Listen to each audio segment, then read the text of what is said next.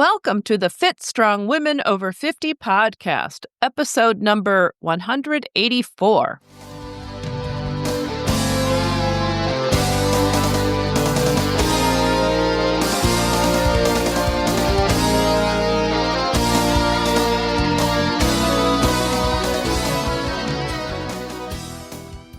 Hi, I'm Jill. Thank you for joining us today. And I'm Chris. Jill and I are your hosts for this podcast and the founders of the Becoming Ellie community. If you're wondering why we decided to name our community Becoming Ellie, it's because Ellie was the Norse goddess of aging who beat Thor in a wrestling match. Chris and I thought, hey, we want to be like Ellie, fit and strong as we grow older. Yes, you can find out more about the Becoming Ellie community and this podcast at our website, becomingellie.com. Ellie is spelled E-L-L-I, and you can also sign up for our newsletter while you're there. I have a friend who suggested that we talk with Lauren Paulsen because Lauren does all kinds of amazing races. It was a great suggestion, and our conversation with Lauren is inspiring. Let's go to the podcast. A mutual friend told me about Lauren and her amazing athletic ability and suggested that we ask her to be on the podcast. When I looked at what she's been doing, that seemed like a great idea. Last year, Lauren Paulsen ran a race every month for her 50th birthday. Those included her first 100-miler, her first 100K, the SOS triathlon, and the rim-to-rim-to-rim of the Grand Canyon. She is also a professor of psychology and the chair of the department, and she oversees a $15 million grant. So Lauren understands what it's like to be an aging female endurance athlete who's trying to balance work and life. Welcome, Lauren. It's great to have you here. Thank you for having me. It's a privilege. Well, we're delighted to get to talk to you. Can we just start with you sharing your running journey? How and when did it begin for you? And have you always been athletic? Yeah, I have always been athletic. I have been a swimmer since fourth grade. I swam all through high school and college, and then I was really burned out after that time. And I took some time off of swimming, and I started to pick up running after college. I ran a little bit in high school, like the 100, 200-meter dashes, just sprints, and I was done. So I picked up running after college, after I had really kind of got really out of shape and just put on a lot of weight and needed to do something different. And I had met my husband, my now husband at the time, and he was a runner. So started to run and then ran. This was like in, 1996. And then in 2001, I ran my first marathon. I ran a few 5Ks, 10Ks, and as you have probably heard people talk about, they continue to progress into more and more extreme races. So my husband and I and two other friends did the Columbus Marathon, kind of in your area, right? In 2001. And I was dabbling in master swimming at that time as well and started to kind of segue into triathlon as I was kind of increasing my running career as well. And then when was my first, I think I stepped up my running in like 2014. I think my first 50K was 2015. And then I've just 200, like the 50K is kind of my sweet spot. I know it sounds kind of... That's 30-some miles. Yeah, it's 31 miles. It sounds bonkers to say it, but it's like, to me, it's not as hard. I think I can kind of, I can do those pretty frequently.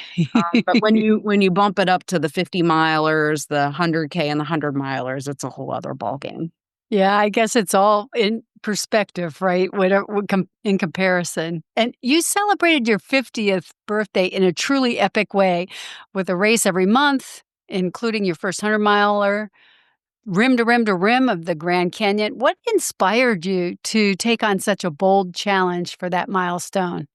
Yeah, so my husband and I, we were talking, ironically, after a race in November, the November before my birthday, and he wanted to do something special for my 50th.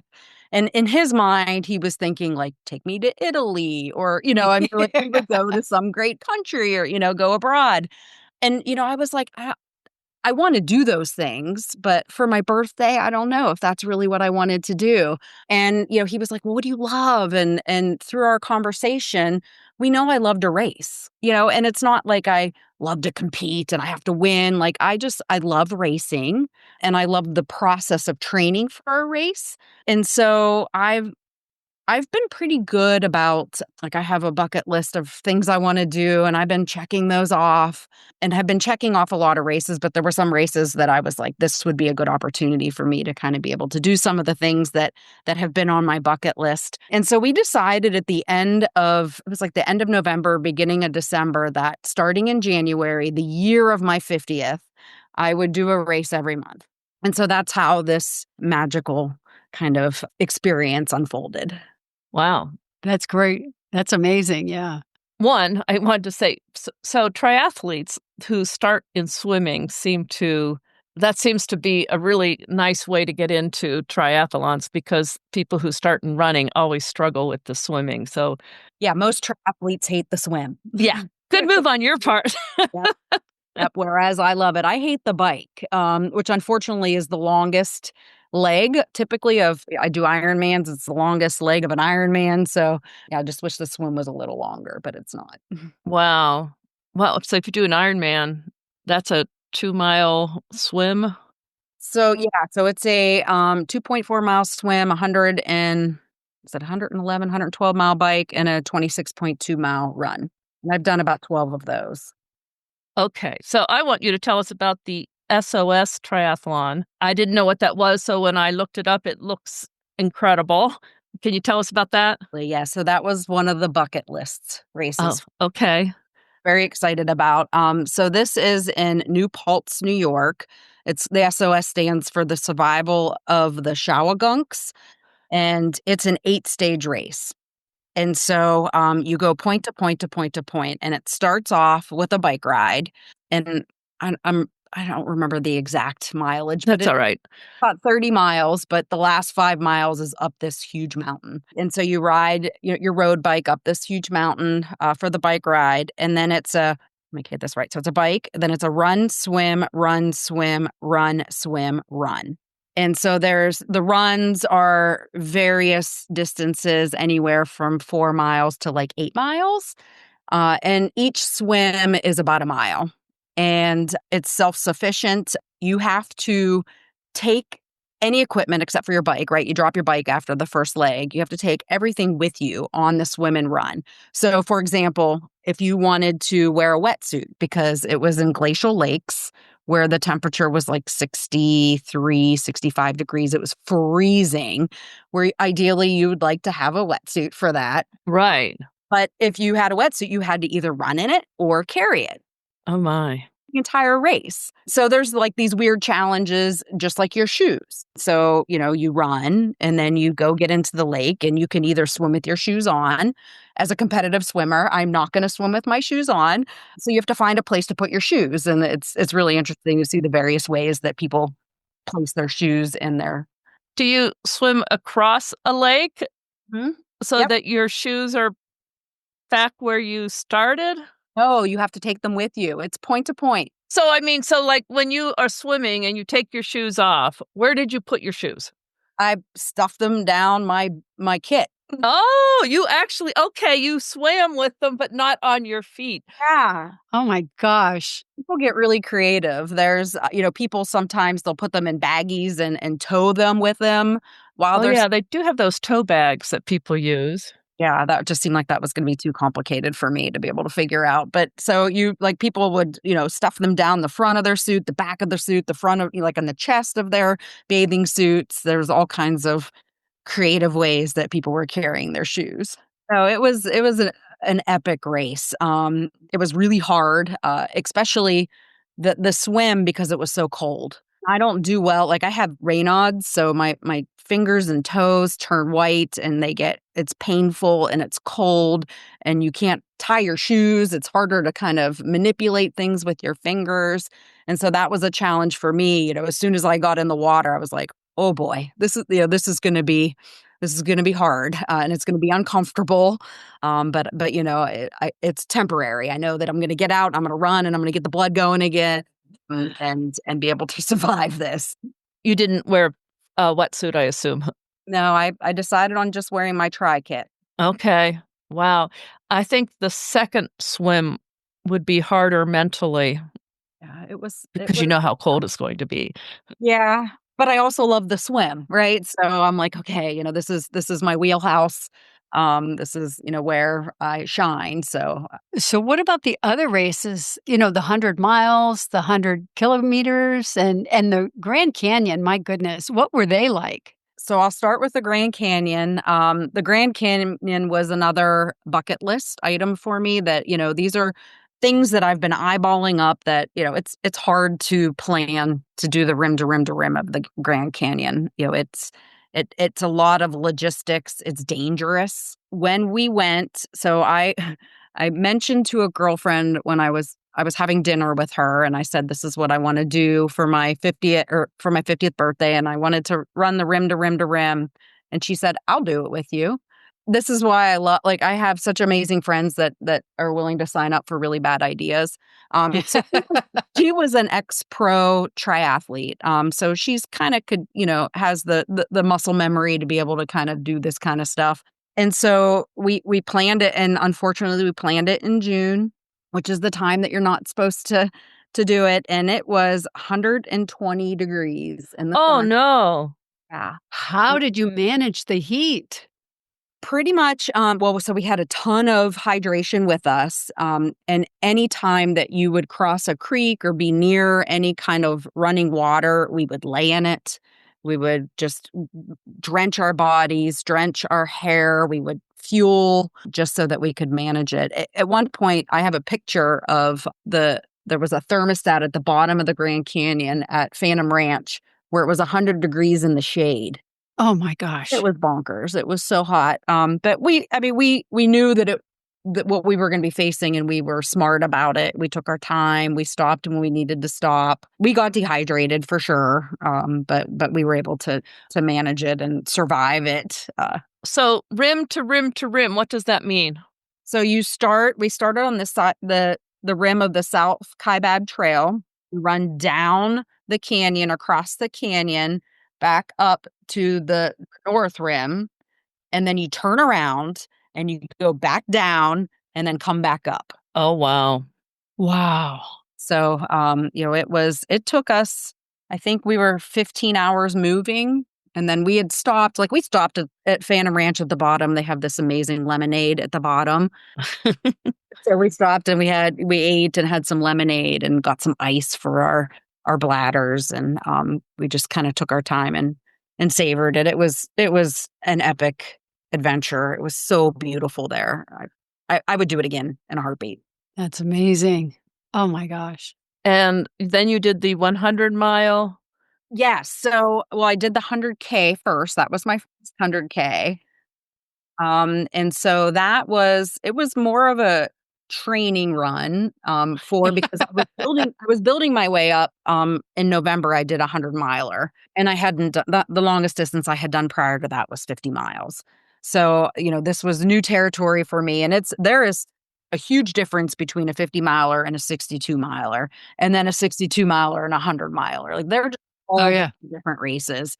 And so the 100K was, I didn't have high expectations. I just wanted to finish. I didn't put any pressure on myself. And it was a small race in New York, the state of New York. And it went really well. I managed my fuel well. I paced well. I actually did well in the race too. So that was exciting. So it was the Great Hill Ultra 100K that I did. And that to me was building me up for the November 100-miler that I did in Pinhoti. It was called the Pinhoti Trail, and that was in Alabama. And how long does it take to run a 100-mile race? So it depends. Yeah, well, obviously. Some people are still out on the trail, yeah. Right, yeah. I had a little bit of a injury going into the race. So I had my October race was meant to be 100K, But what happened is I was running on rocks and roots and I twisted my foot and I twisted it really hard and I knew it when I did it. And I ended up just doing the 50K and not the 100K. And so I dropped and that was my crew and my husband who told me I needed to drop. But I took my shoe off and my foot was black and blue. It instantly blew up. My buddy who's an EMT said, you should probably go get that checked out. So I went, got an x-ray. They said that there's nothing broke. And then I made an appointment with my doctor and had an evaluation. And he said, I think if you stay off of it, you can do the 100-miler. Oh, wow. So I took that as the green light to go. And so then I ran the 100-miler, and I did okay for probably like the first 55 miles. I felt it, but it wasn't excruciating pain. I tend to have a problem of running through pain sometimes to a fault. But then after that mile 55, then it started to really kind of hurt. So anyways, I ended up having to walk almost the last half of the 100-miler. Luckily, I had done so well at the beginning and had banked enough time because they have a cutoff. They have a cutoff time, and the cutoff time was 31 hours. So to get back to your question, Jill, you have up to 31 hours to finish this specific race. And I finished it with 4 minutes to spare. Oh, good for you. Yeah, that's great timing. So I was like, I had a golden hour finish. Everybody in my crew was freaking out because they were like, what if she doesn't finish under the time? And, everything we had gone through, they'd been up with me all night long. But then what I ended up, so my foot was just like trashed after this race. And I ended up getting an MRI and I had a stress fracture. I didn't know. So that's the long answer to how long does it take? Takes as long as it takes. Yeah, it took me a little longer than anticipated, but, there was a reason why. You did so much in a single year. What did that teach you about your own strength, your own capacity? I mean, what lessons did you take away from all of that? That's a great question. 50 is the milestone. And, it's something that I've been thinking about a lot and how I want to be able to continue to do this, like all the things I want to do for a long time, right? I want to be 90 and running the trails if I can, right? Right. So, the lesson for me is, how can I stay healthy and not get injured and still enjoy all the wild, wacky, crazy things I want to do? Because I have other things on my bucket list that I want to check off. I guess the one thing is not to set limits on myself. Right. So I was like, I don't know if I can run 100K. I don't know if I can run 100-milers. I ran the January race was a marathon that I trained for 3 weeks for. Right. So, I was doing things that I was like, I don't know how this is going to go, but let's see. Right. So, I learned that, I want to do this aging thing well. I have to do a lot more cross training. I have to do a lot more maintenance of my body to take care of it, right? Because it allows me to do amazing things. And I want to be able to continue to do that. So, that's probably the biggest lesson. Or, I can't stop myself from getting old. So I want to do it well, right? So I want to age. And so that's kind of the biggest lesson. I have all kinds of other little lessons that I've learned in there, but that's probably the biggest. Well, you said something that really made me wonder. You said you do more cross training now that you're older and maintenance on your body. And so, we're talking to women who want to be fit and strong over 50. What are specifically some of the important things that you do for maintenance on your body? And can you describe your cross training? Yeah. So because I also, sprinkled in all of this, I do triathlon. So I do a lot of swimming, biking, and running. I do a lot of biking. Because my body doesn't respond well to high mileage of running. And it definitely doesn't respond to road running. I do much better out on the trails. Plus, that's like my mental health therapy, being out on the trails too. And that could be a whole other podcast. But so I do a lot of the cross training that's lower impact. So I have a coach that I work with. She basically sets me up like a schedule for months in advance because I'm a very structured person. If you give me a checklist, I will check it off. And that's easy for me to do. But I worked with her closely last year during all the races, right? So that I could get through it and not be injured, other than the thing that was out of my control injury. It wasn't an overuse injury. So she has me doing a lot of biking, and that has served me well with my endurance, with my cardiovascular endurance and my leg endurance. And I do some TRX 2 days a week. I do TRX. I've been investigating and talking to my coach about the need to start lifting heavier, because I also am perimenopausal. I'm on HRT. Like those are other things that I'm considering as I'm getting older. So I know that I need to be mindful of muscle loss and starting to think about heavier lifting. Good, yeah. Yeah.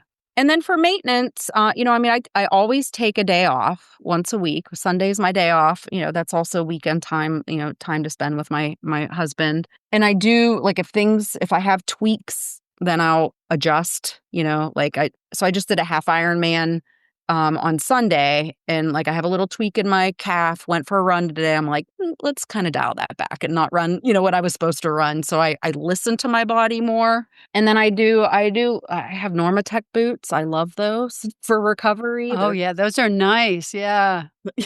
we're people can't see us, but we're all sitting here showing what the Can you boots- describe that? Like if someone hasn't seen a Normatec boot, can you describe it?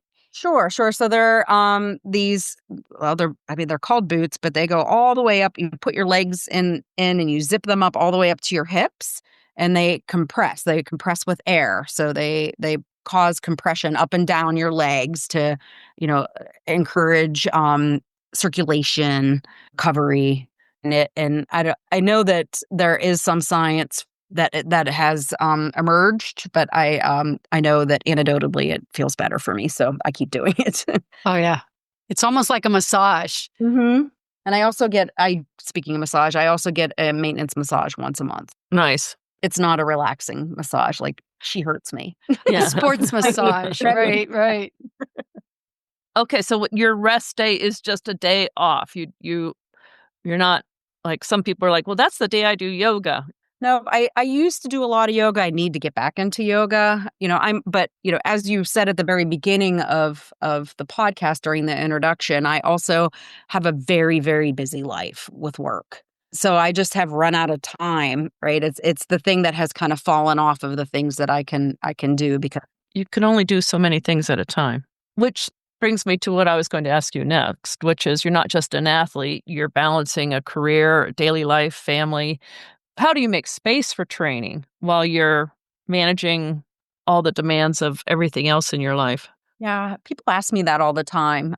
I make it a priority. As I said, I'm really structured, so that works well for me. I have a calendar and I block out when I'm going to swim, when I'm going to run, when I'm going to lift, and I plan it out each week. So on Sunday, my husband and I sit down, we talk about our schedules, and I make it sure that I make it a priority because that's something that's a non-negotiable for me, right? This is something that I need for my well-being, my mental well-being, my physical well-being. I love competing. I love the process. So it's part of what brings me joy to my life. Well, training for things like Ironman and, well, just any of these long endurance things, that you're talking about a fair amount of training time. It's not like I'm training to do a 5K, so I need to run for a half hour. It's a part-time job. I mean, it literally is, especially Ironman training, because it depends on where you are in your training period, but it can be 15 hours a week, 18 hours a week. It's like a part-time job. So everything is structured in my life during that time. Does your husband, you said when you met, he was a runner? Mm-hmm. Does he still run? Does he do any of these things? He rucks. He doesn't run anymore. Yeah, so he puts a backpack on and hikes. He just has some injuries and some knee and hip issues that he's not able to run. But he is my greatest cheerleader. He is incredible. He supports me. He knows how important it is to me and how much joy this is for my life. And so he is always supportive in whatever I want to do. Wonderful. With all of your intense training schedules, has there been a change in terms of how you train now in your 50s compared to the early years? And if so, how has it changed? Like I mentioned earlier, the biggest thing is I listen to my body more and adapt and adjust. And I imagine that that's going to be even amplified as I continue to get older, right? I've noticed a huge change within the last probably 5 years of, things hurt a lot more when I get out of bed, or when I stand up and, just things ache. And so I'm just really in tune with how I'm feeling in my body and responding to it, not just, saying, oh, I can run through it, except for that 100-miler. Yeah. Yeah, so for example, I mentioned that my calf was tweaked a little bit today, so I've rolled it out. I'm gonna stretch it a little bit more. So I just, kind of give the area that's barking at me a little more TLC and listen to it. So I think that's probably one of the changes that's happened with my actual training. I'm more mindful of, as far as nutrition, making sure that I'm getting enough protein in my I'm a vegetarian, so that can be a challenge sometimes to find the amount of protein that is recommended for somebody like me in the endurance racing that I do. Yeah, that I'm sure is a challenge. You're a psychology professor, and I have no idea what your area is, but I'm going to assume you know something about mindset and motivation. Do you think any of that helps you push through the toughest parts of endurance events? Does mindset and motivation and help you? Oh, that's goes back to, my lesson learned about not setting limits for myself, right? So, I think if you say, oh, I can't do this, or if you get into the kind of negative pattern, that definitely can impact you even just getting out the door to train. Yeah. So, I think that, yes, certainly mindset helps me get through. But I also use my training and especially my trail running as a outlet for me, right? So, not only is it a time that I'm creative, but it's a time for me to be introspective and to think about my life. I recently lost a best friend, and so it's helped me grieve throughout that process. So yeah, I think that there's such a connection between, your mind and your body. And I think that helps. Do you listen to music while you're running? The only time I listen to music is when I really just don't feel like running. Yeah, I'm pretty good at because I love my happy place is being out on the trails. Put me in the woods for 3 or 4 hours to run around. I can't be any happier, and I don't really need anything other than that. But if I'm feeling kind of grumpy and not really feeling like running and knowing I need to, I'll put some Taylor Swift in and Yep. It's the motivation. So, do you ever experience mental resistance or self-doubt? And what tips or tricks or how do you move through that when you're just not feeling it? Sure.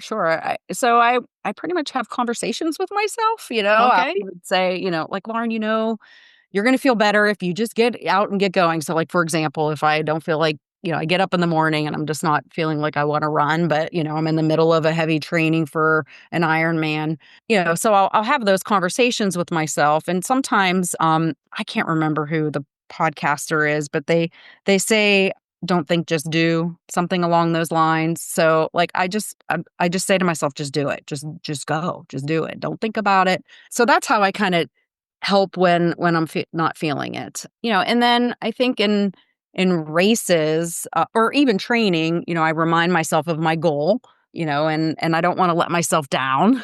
I have had one race where I didn't finish and it was an awful feeling. And so now I know what that's like. And I don't necessarily want to continue to feel that way. So I think that, just reminding myself of my why and why I'm out there is a good way to keep myself motivated, pushing myself. It's easy to want to just stop, right? And just to walk. Right, right. Sometimes that's okay. If you have to do that, sometimes that's okay. You just keep moving, right? Just keep moving.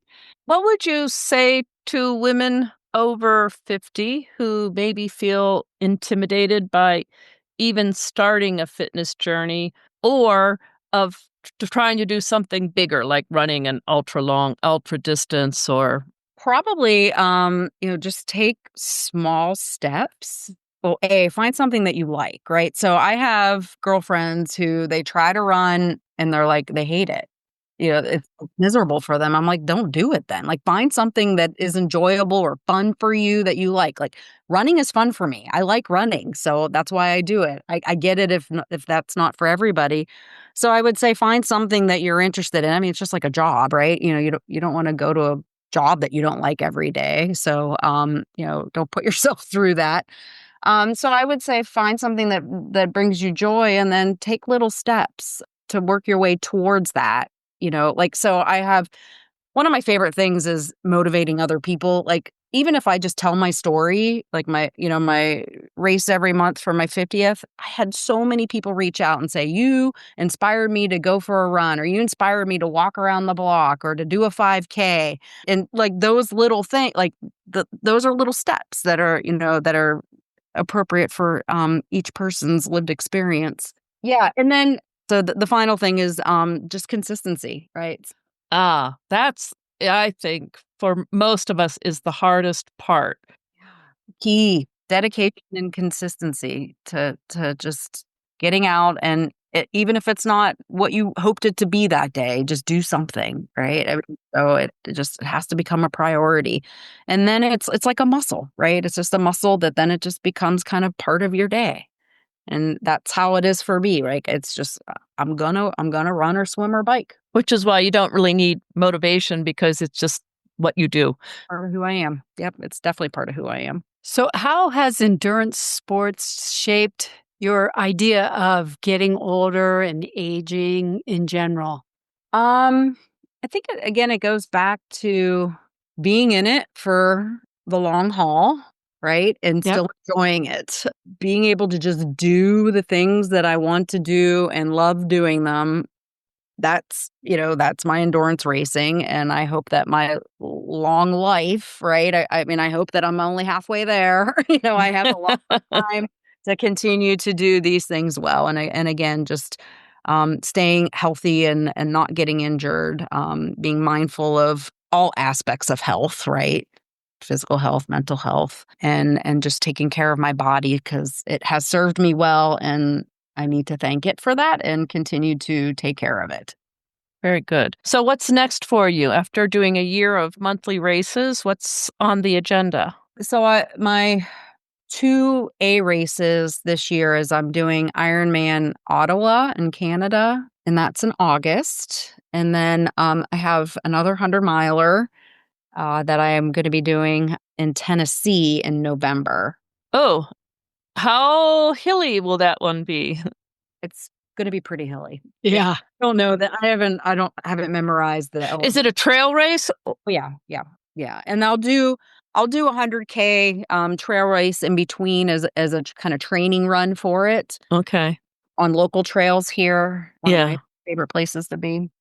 But yeah, so those are the things that are lined up. And like I said, I just did a half Ironman on Sunday, so that was kind of a training kind of baseline, see where I'm at race. How do you define being fit and strong now compared to when you were younger? Has it changed in your mind and how do you define it? I think being fit I've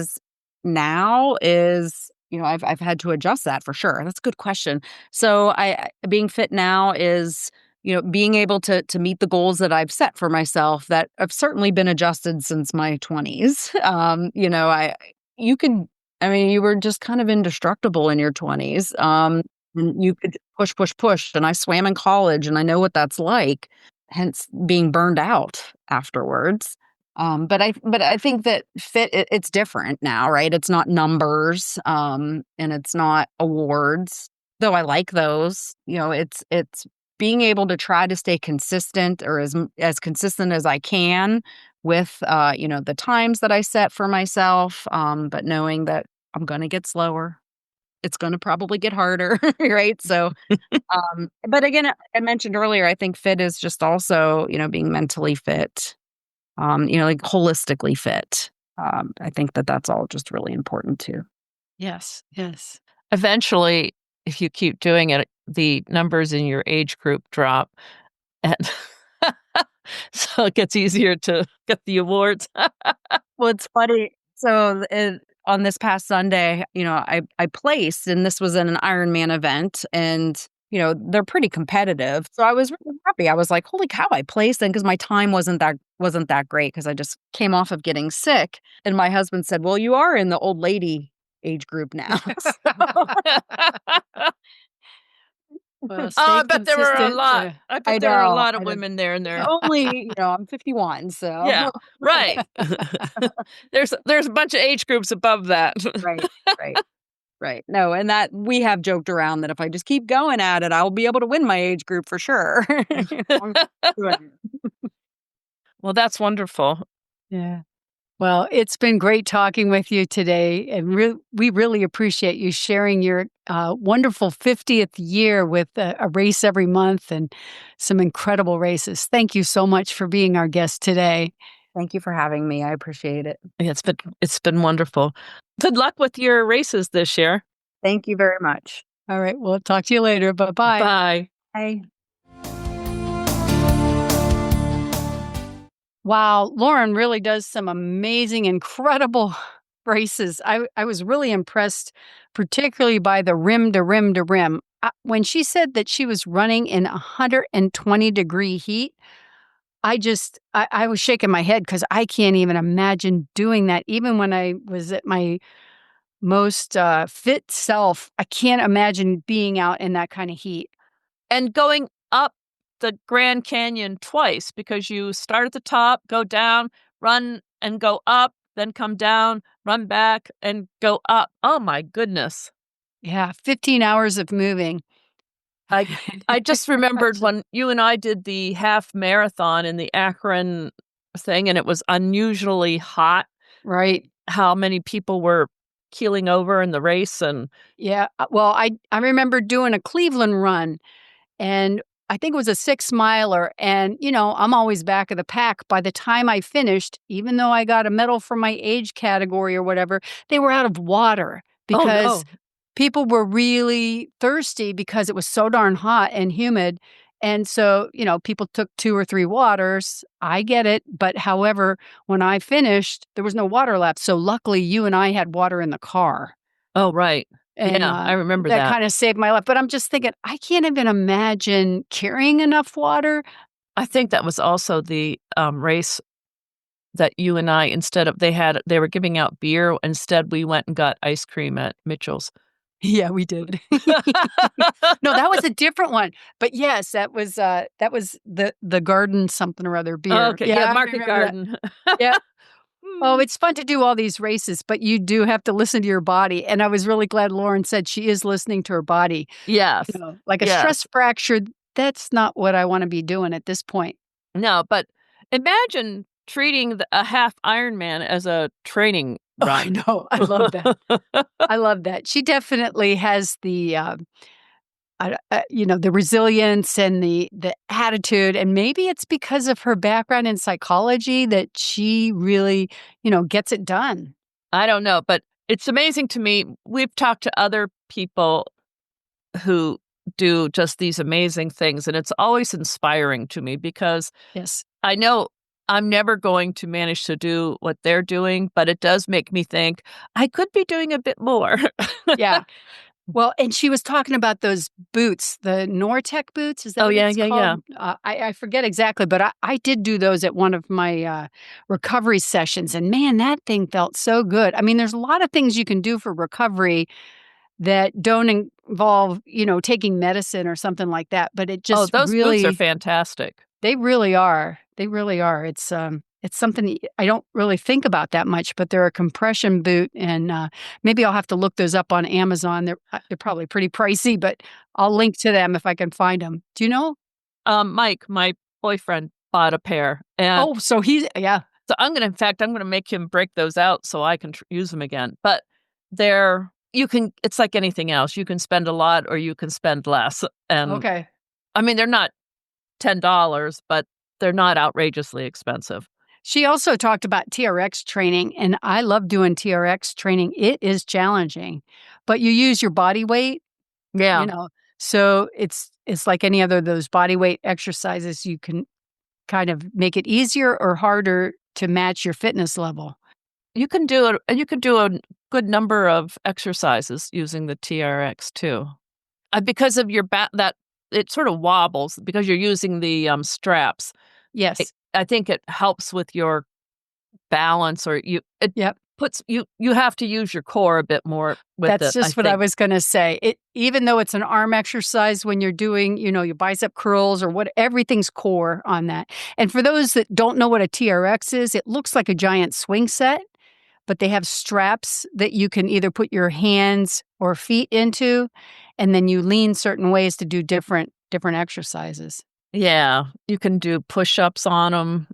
Yeah. You can do rows, Yep. Bicep curls. bicep You can do a curls. million different things, actually. You can do, like, some leg things too that are kind of hard, but I also did a, like, pull-up. You sat on the ground and used the straps to pull yourself up. Yep. It was challenging. I remember doing like a plank and a pike. Yes. And I build up to that, and boy, I'll tell you, you get really strong doing that. But it's a hard thing. Yeah, yeah. Anyway, So, I really enjoyed listening to her different races and different cross training and things like that. yeah, that was it SOS race? Yes, That was pretty cool. That where she rode her bicycle and then had to do. like 8 different runs and swims, and Yeah, yeah, that was incredible. yeah. Well, if you're listening, let us know if you have any thoughts on our talk with Lauren. Are you doing any racing? You know, how do you handle recovery? Whatever. We'd love to hear from you. Yes, please let us know. Send us a message at becomingellie.com, or you can find us on our social media as Becoming Ellie on Facebook, Instagram, Pinterest, YouTube, and LinkedIn. Yes. Also, please consider joining our private Becoming Ellie Facebook group. And if you're listening to our podcast, you may also enjoy The Ageless Traveler, hosted by Adrian Berg, the #1 resource for 60-plus active travelers to never stop traveling. Adrian covers destinations, health and wellness travel, luxury travel for less, companionship pathways, solo travel, grandparent travel, and voluntouring. Fight ageism in tourism and living the very good life. Wow. I know that's a mouthful. I could, I have a couple of neighbors who are women who do traveling, Uh-huh. and solo traveling. I may point them out to this podcast because I think it might have some good information for them.